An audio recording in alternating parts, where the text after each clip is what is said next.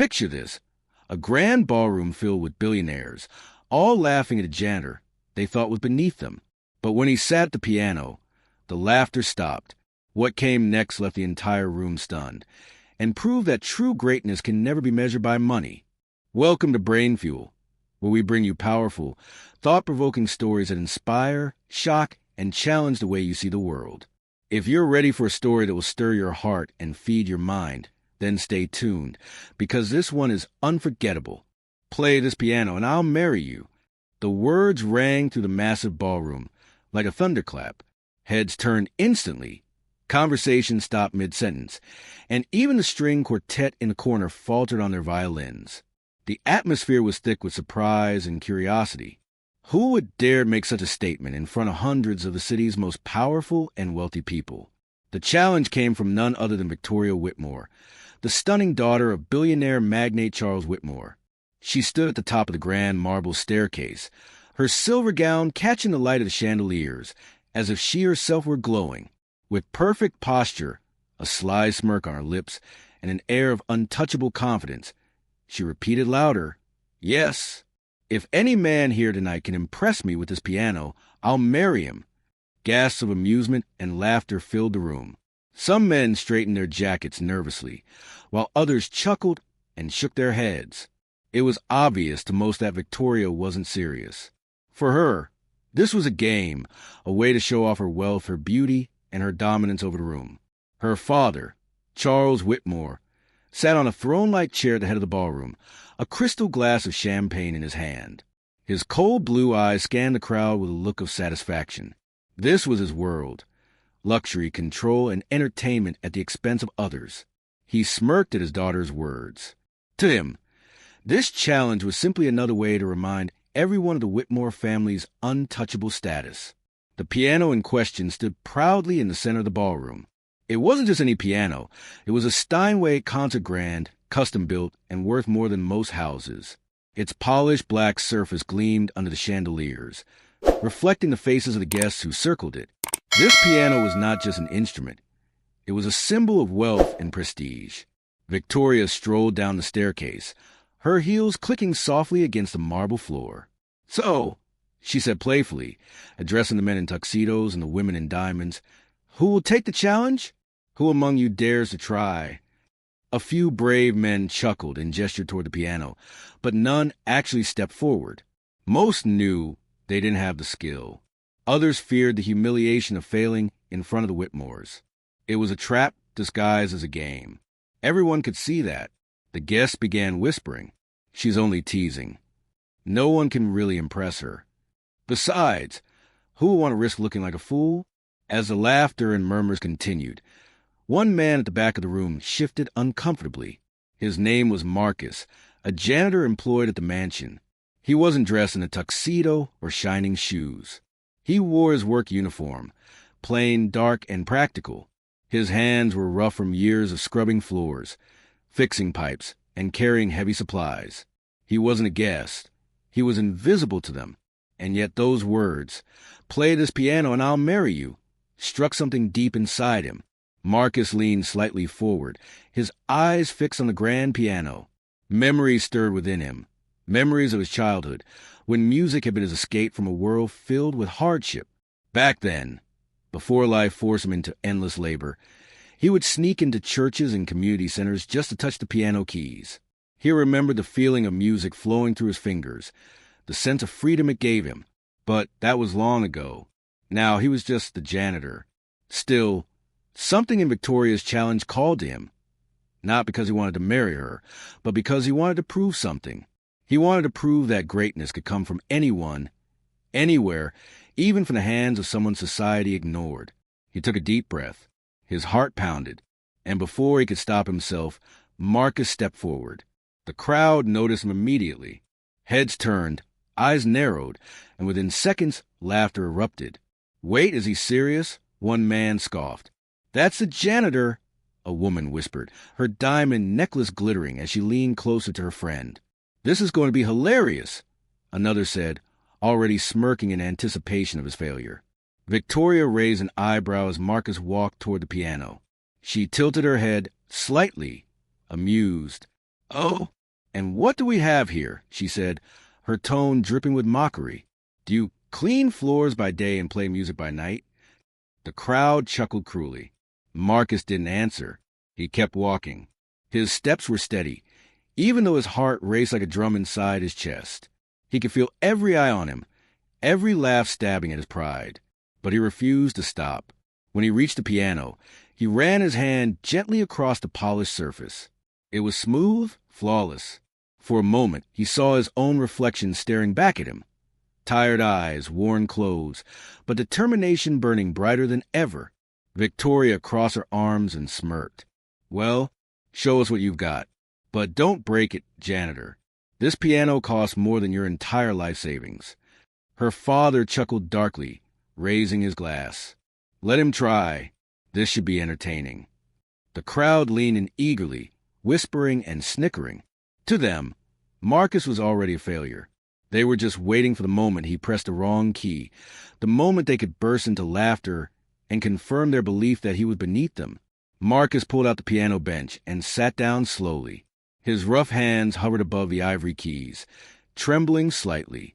The ballroom grew quiet again, every guest waiting for the spectacle. Some guests whispered, "He won't even know where to start. This is going to be embarrassing." I almost feel sorry for him. Victoria tapped her fingers against her arm impatiently. "Well, we're waiting." Marcus closed his eyes.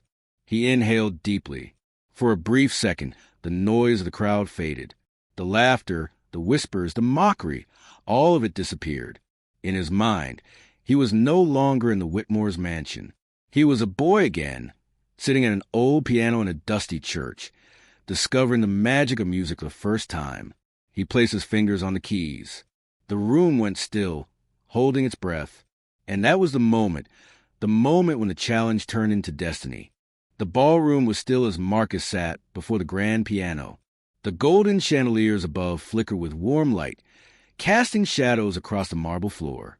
Dozens of wealthy guests leaned forward, their eyes fixed on him, not with respect, but with ridicule waiting to erupt. Gasps and chuckles had already spread through the crowd. To them, it was unthinkable.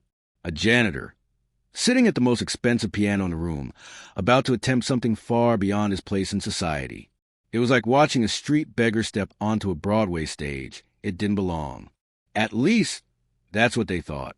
One man near the front shook his head and whispered loudly to his wife, "He'll probably break a key. Look at his hands, calloused, rough. They're made for mops, not music." Another woman, dripping in emerald jewelry, smirked and added, "I bet he doesn't even know which note is middle C." She covered her mouth and laughed, her friends joining in cruel harmony. The whispers spread like wildfire, a symphony of mockery filling every corner of the ballroom. Victoria Whitmore, the daughter who had issued the challenge, was enjoying every second. Her lips curled into a smirk as she stepped closer to the piano, her silver dress glittering. She tilted her head, studying Marcus as though he were some kind of amusing street performer. "So, you think you can play?" she asked, her voice dripping with arrogance. "Do you even know what you're sitting in front of? That's not some cheap little upright piano you might find in a dusty bar. This," she gestured dramatically toward the polished instrument, "is a Steinway. It costs more than your entire life salary." The guests erupted in laughter at her words, clapping as though she had delivered the perfect joke. But Marcus didn't respond. His expression stayed calm, his eyes fixed on the keys. Inside, though, his heart raced. Every laugh felt like a knife. Every insult echoed in his head. But he had lived with this kind of ridicule his whole life, being underestimated, ignored, dismissed. Tonight, he wasn't going to let it break him. Charles Whitmore, Victoria's father, leaned back in his chair, swirling the champagne in his glass. His icy blue eyes glimmered with cruel amusement. "Let him play," he said, his voice deep and commanding. "It will be amusing. I could use a laugh." The guests chuckled, taking his words as permission to laugh even harder once Marcus inevitably failed. Marcus placed his hands gently on the keys, his rough fingers tracing the smooth ivory. But before he could even begin, a young man in a sharp tuxedo called out mockingly, "Hey, janitor, do you even know the difference between a piano and a broom?" The crowd roared with laughter. Another guest shouted, "Play us something floor cleaner, maybe a song about mopping." Victoria smirked at their jokes, enjoying the cruel show. She stepped even closer to Marcus, her voice sweet but mocking. "You know, if you can impress me with this piano, I'll keep my word. I'll marry you." Her tone turned sharp as she added, "But something tells me the only thing you'll impress me with is how badly you fail." The ballroom erupted once again, the laughter echoing like thunder. Still, Marcus sat silent. His eyes remained closed. He knew if he let their words sink in, he would freeze. He reminded himself why he was here. Not for them, not for their approval, not even for Victoria. He was here because music lived inside him, and it demanded to be heard. But the mockery didn't stop. "Look at his uniform," one woman scoffed. "Doesn't he know this is a black tie event? He looks like he wandered in by mistake." "Maybe he's just here to polish the piano," another man laughed. "Can you imagine her actually marrying him?" Someone else whispered loudly. "The Whitmore princess with Janitor? What a fairy tale disaster." Every word dripped with scorn. For a moment, Marcus's fingers trembled. His pride ached. He wanted to stand up, walk away, and escape the humiliation. That would have been easier. Just another night where the wealthy mocked the working man. But deep inside, something stronger than his pain began to rise. He remembered the countless nights he spent as a boy, sneaking into old churches, sitting at broken pianos, teaching himself with nothing but his ears and his determination. He remembered the way music had saved him when life gave him nothing but hardship. He remembered the dream he had buried, the dream of being heard, of sharing his gift. And suddenly, the noise of the crowd began to fade. The laughter dimmed. The insults softened. He wasn't listening anymore. Victoria tapped her fingers impatiently on the polished piano lid. "Well, we're all waiting," she said coldly. "Or was this too big of a piano for you? Maybe you prefer a toy keyboard." The room howled with laughter again, cruel and loud. Marcus inhaled deeply. His hands stopped trembling. His eyes, still closed, tightened with focus. In that instant, the noise of the ballroom disappeared entirely in his mind. He wasn't in the mansion anymore. He was back in the small community hall, where he first fell in love with music, hearing only the keys, the notes, the rhythm of his own soul. When he opened his eyes, the room saw something different in them. Not fear, not embarrassment, but determination. The guests quieted slightly, sensing something had shifted. Victoria raised an eyebrow, her smirk faltering just a little. She had expected him to flee in shame, not sit there with such quiet resolve. Charles Whitmore leaned forward, his curiosity piqued. He still expected failure. But he wasn't laughing anymore. And Marcus? He was ready. He placed both hands firmly on the keys, his posture straightening, his chest rising as if preparing to release something he had kept hidden for too long. The ballroom hushed. Even the cruelest guests leaned in, waiting for the disaster they believed was about to unfold. But Marcus knew better. This wasn't going to be a disaster. This was going to be a revelation. The ballroom was silent, though it was not the respectful silence of an audience waiting for art. No, this was the silence of a crowd hungry for humiliation. The wealthy guests leaned forward, their smirks sharp, their eyes glittering with cruel delight. They expected Marcus, the janitor, to press a few clumsy notes, stumble, and shrink under their laughter. Victoria Whitmore stood closest, her silver dress shimmering under the chandeliers. Her arms were crossed, her smirk unwavering. To her, this was all a joke, and Marcus was a punchline. But then, a single note broke the silence. Soft, gentle, clear, the sound floated through the air like a whisper of truth, cutting through the tension in the room. A few people chuckled, waiting for the mistake to come, but the mistake never came. Instead, another note followed, then another. Marcus's rough fingers, calloused from years of scrubbing floors and carrying buckets, began to move with surprising grace. He played carefully at first, almost testing the waters, but within seconds his hands found their rhythm, and the music began to bloom.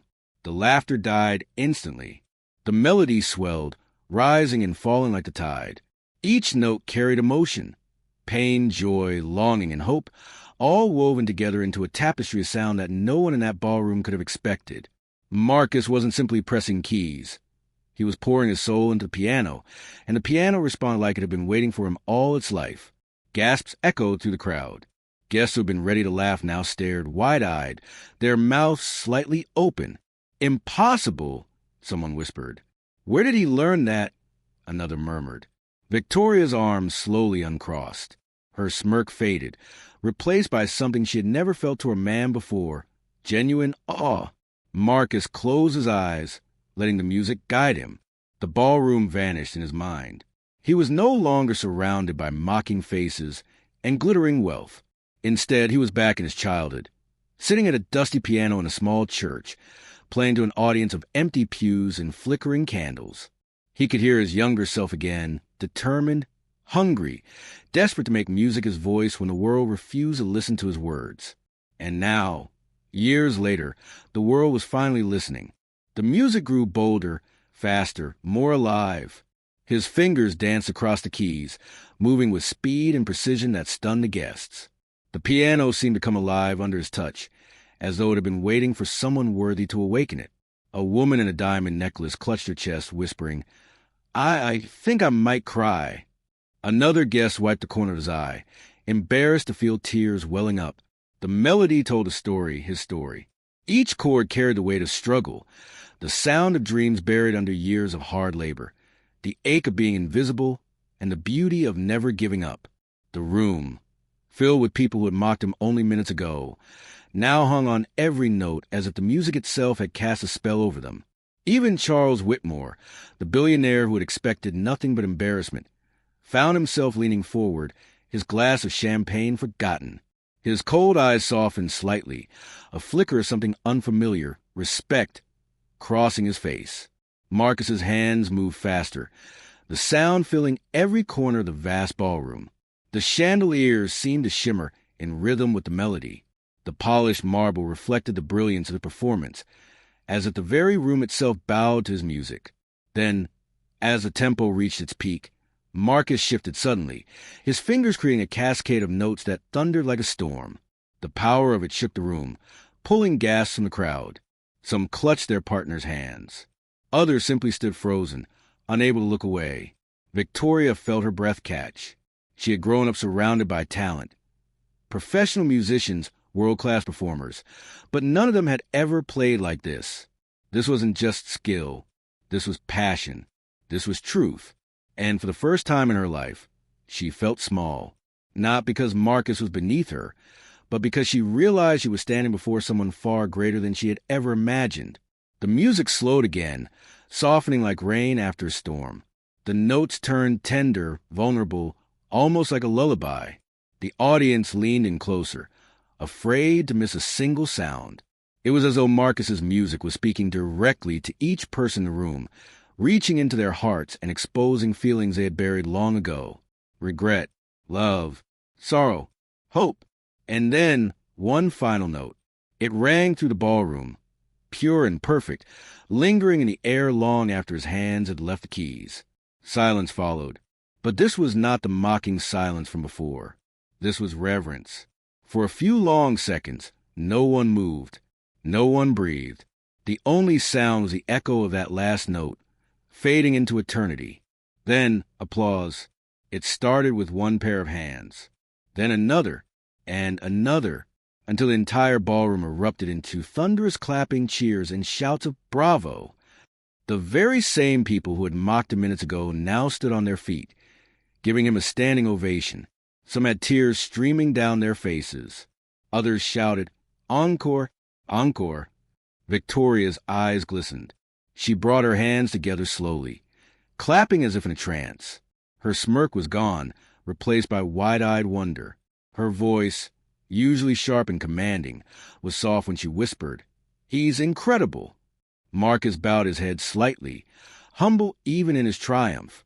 He had not played for their approval, but in that moment, he had it all the same. The janitor, the man they had laughed at, insulted, dismissed, had transformed into a genius before their very eyes. And none of them would ever forget it. The final note of Marcus's performance still lingered in the air, like a whisper of something sacred that refused to leave. The thunderous applause that followed had shaken the ballroom, but when it finally died down, a heavy silence settled once again. This silence was different. No longer mocking. No longer cruel. It was a silence born of awe, of respect, and for some, of shame. Charles Whitmore, the billionaire who had expected nothing but failure, sat motionless in his chair. His glass of champagne, once held so confidently, now dangled forgotten in his hand. His usually cold, calculating eyes stare at Marcus with something unfamiliar. Confusion, disbelief, maybe even admiration. Finally, he stood. His voice, which had always commanded every room he entered, wavered slightly as he asked, "Who? Who are you?" All eyes turned to Marcus. The janitor, still seated at the piano, looked up calmly. His expression was not proud nor arrogant. He had no smirk, no gloating, just quiet strength. He rose to his feet, standing tall though his clothes were plain, his shoes worn, his hands calloused. "I'm just a janitor, sir," Marcus said humbly. His voice was steady, but his words carried weight. A man who works quietly, cleaning floors while others enjoy the music of life. He paused, looking down at his hands. "But music has always lived in me. I never had the luxury of lessons or fame, but I had my passion, and that was enough to keep me playing. Even when no one cared to listen, the room was so quiet that his words echoed against the marble walls. Guests shifted uncomfortably in their seats. Only minutes ago, they had laughed at him. They had mocked his uniform, his position, his very existence. And now, they were faced with the undeniable truth. Greatness had been sitting among them all along, dressed not in silk or diamonds, but in humility and work clothes. A murmur spread through the crowd. Where did he learn that? Unbelievable, better than any professional pianist I've heard. How could a janitor carry such brilliance? For the wealthy guests, it was an uncomfortable revelation. They were used to measuring worth in dollars, in status, in lineage. But Marcus had shattered that illusion in a single performance. Victoria, standing closest to him, felt her chest tighten. She had mocked him cruelly, treated him like dirt. Yet, when his fingers touched the keys, he had shown her something she had never seen in her sheltered, privileged life. Real passion, real artistry, real greatness. She stepped forward, her voice softer than anyone had ever heard it. You're incredible," she said, her eyes shimmer with a mix of awe and guilt. "I didn't know." Marcus turned his gaze toward her, his eyes calm but piercing. "You never asked," he replied gently.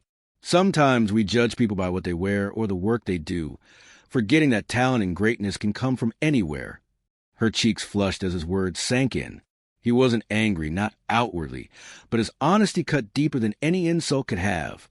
The billionaire's guests began to murmur again, their voices carrying shame. Many avoided Marcus's gaze. They remembered their laughter, their cruel words, the way they had dismissed him without a thought. And now, all they could feel was a sting of guilt. One elderly man in a tuxedo, his voice shaky, said, "Sir, I mocked you, and yet you've played with genius I've never witnessed before. Forgive me." Marcus gave him a small nod, neither proud nor bitter. "It's not forgiveness you need," he said softly, "but understanding. Understand that every person you see has a story you don't know, a talent you may never imagine, and that your wealth, your status, doesn't make you greater than them." The words hit the room like another performance, silent, powerful, undeniable. Charles Whitmore narrowed his eyes, trying to regain control of the room. He had built his empire on strength, on never letting anyone outshine him. But now, a janitor, a man who earned less in a year than Whitmore spent on a single dinner, had stolen the night, stolen the respect of his guests, and even the admiration of his daughter. His jaw clenched. "You played well," he said coldly, though his voice betrayed the tremor of insecurity. "But music is just music. It doesn't change who you are. A janitor is still a janitor." The words hung heavy in the air. But before Marcus could respond, Victoria stepped forward, her voice rising in defiance of her father. "No, father, you're wrong." Gasps filled the room. The Whitmore daughter had never contradicted her father publicly before. Yet here she was, standing against him. "This man showed me more tonight than any of your rich friends ever have," she continued, her voice steady. "Humility, brilliance, heart. He didn't need money or status or your approval. He spoke through music in a way none of us could. If that doesn't make him greater, then what does?" The crowd erupted in whispers again, this time in shock. Charles's face reddened with anger, but he could not argue with what everyone had just witnessed. He had seen it himself. Denying Marcus's brilliance would only make him look foolish. Marcus, however, lifted a hand gently. "Miss Victoria," he said softly, "I don't need a reward for what I've done tonight. I don't need to be praised or married or lifted above anyone else. I only wanted to remind you all that greatness doesn't wear a price tag. It's not hidden in the numbers in your bank account. It lives in the heart." His words silenced the room once more. Some guests bowed their heads, humbled. Others nodded slowly, as though trying to absorb the lesson. Victoria stood frozen, her heart pounding. For the first time, she saw clearly what her father's wealth had blinded her to all her life. That humanity, talent, and brilliance could live in the very people she had dismissed as unworthy. Marcus turned toward the piano once more, resting his hand gently on the polished surface. "For me," he said quietly, "music has always been enough." And with that, he stepped away, leaving the room full of stunned silence and heavy hearts. The revelation was complete. The wealthy had been humbled by a janitor. The daughter of a billionaire had been taught the meaning of greatness. And the man they had mocked had walked away, not just with dignity, but with their respect, even if some would never admit it aloud. That night, none of them would forget Marcus, his performance, his words, his truth, for he had proven something no one could deny. True greatness cannot be mocked. It reveals itself, and when it does, it humbles everyone who sees it. The ballroom remained heavy with silence after Marcus's quiet departure from the piano bench. Though he hadn't left the room, it felt as if his spirit had already moved on, carrying the weight of something bigger than the evening's cruel challenge. His words still echoed, "Greatness doesn't wear a price tag." For a long moment, no one dared to speak. The glittering crowd of millionaires and socialites shifted uncomfortably in their seats, each person battling their own private thoughts. They had come expecting laughter, champagne, and shallow entertainment. Instead, they had been confronted with a truth they couldn't ignore. Charles Whitmore, the billionaire host, broke the silence. His voice was sharp, attempting to restore control. "Well," he said coldly, "that was impressive, but let's be clear." He straightened his shoulders, raising his chin. "My daughter's words were meant as entertainment. Surely, none of you actually expect her to marry a janitor." Nervous chuckles rippled through the crowd, though no one dared to laugh too loudly. The image of Marcus at the piano was still too fresh, too powerful, to be dismissed so easily. Victoria, however, did not laugh. Her eyes, still locked on Marcus, glistened with something her father had never seen before. Not arrogance, not superiority, but admiration, respect. She took a deep breath, her voice steady but filled with conviction. "Father, enough." The billionaire froze, his head snapping toward her. No one had ever silenced him before, not business rivals, not politicians, not even his own board of directors. But now, his own daughter stood against him. Victoria stepped closer to Marcus, her silver dress brushing against the polished marble floor. The entire ballroom seemed to lean in, waiting. "You've shown me something tonight," she said softly, her voice carrying through the room. "Something I didn't know I was searching for. You reminded me that brilliance isn't found in wealth or power. It's in heart, in humility, in passion. If I ever do marry, it won't be for money or appearances. It will be for something real. And I would want a man like you." The room gasped. Some clapped, others whispered, and a few simply stared in shock. Marcus looked at her calmly. His eyes, though kind, carried a wisdom far deeper than anyone had expected. He shook his head slowly. "Miss Victoria," he said gently, "I'm honored by your words. But I didn't play tonight to win your hand. I played because the music has always been my truth. And the truth is..." I don't need to marry into wealth or recognition to feel complete. I already am. His humility struck the room like lightning. Victoria blinked, stunned. She was a woman who always got what she wanted. Yet here was a man who had just performed brilliance before her, who had her admiration and even her heart. And he wasn't asking for anything in return. The crowd buzzed with disbelief. Some whispered, "He turned her down? No man has ever done that before. That's real strength." Charles's face twisted with fury. He had built his empire on the idea that money was everything. Yet here stood a janitor who had just defied his wealth, his daughter, and his authority, all without raising his voice. "You're a fool," Charles spat bitterly. "You could have had everything. Wealth, power, my daughter's hand. And you reject it? For what? Pride." Marcus met his glare without flinching. "For dignity," he said firmly. "For freedom.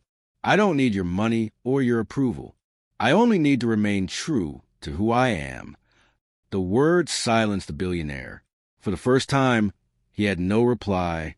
Marcus turned back to the guests, who now watched him not as a janitor, but as a man who had risen above them all. "You laughed at me when I sat here," he said, gesturing toward the piano. "You mocked me for my clothes, for my work, for my hands. But you listened when I played. And in that moment, you saw me not as a janitor, not as someone beneath you, but as a man with a gift. Remember that. Remember that greatness isn't always dressed in silk or diamonds. Sometimes it's wearing a uniform you'd rather ignore."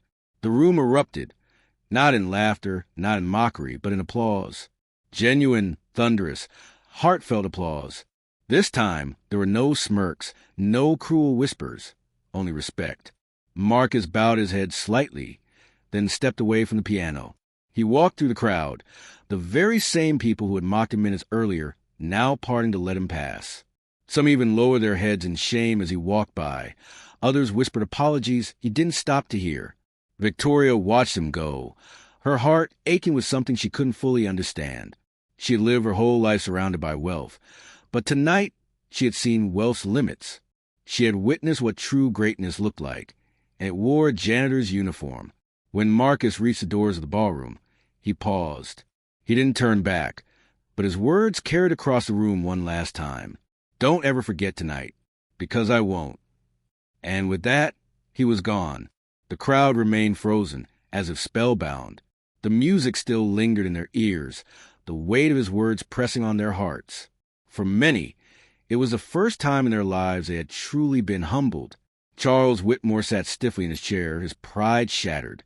He had money, power, influence, but none of it could erase the fact that a man he had dismissed as just a janitor had conquered the night without lifting anything more than his hands on a piano. Victoria stood silently, her eyes still fixed on the door Marcus had walked through. In her heart, she knew her life had changed forever. That night, the story of the janitor pianist spread like wildfire. Guests whispered it to their friends, and soon the tale traveled beyond the mansion's walls. It became a story retold in coffee shops, boardrooms, and dinner tables. The night a billionaire's daughter offered her hand in marriage, and a humble janitor turned it down with dignity after playing like a genius. For Marcus, life continued much as it always had. He still worked hard, still wore his uniform, still cleaned the floors others walked upon. But now, everywhere he went, whispers followed. People spoke of his music, his humility, his strength. Some begged him to perform again. Others simply looked at him differently, with respect. And Marcus smiled because he knew the truth. The world had finally heard his music. And once heard, it could never be forgotten. That was the real twist of the night. Not that the janitor had played like a genius. Not that the billionaire's daughter had admired him. Not even that he had walked away from wealth. The true twist was this. A man the world thought invisible had reminded everyone that greatness lives where you least expect it. And that truth would outlast every chandelier, every diamond, every fortune in that ballroom.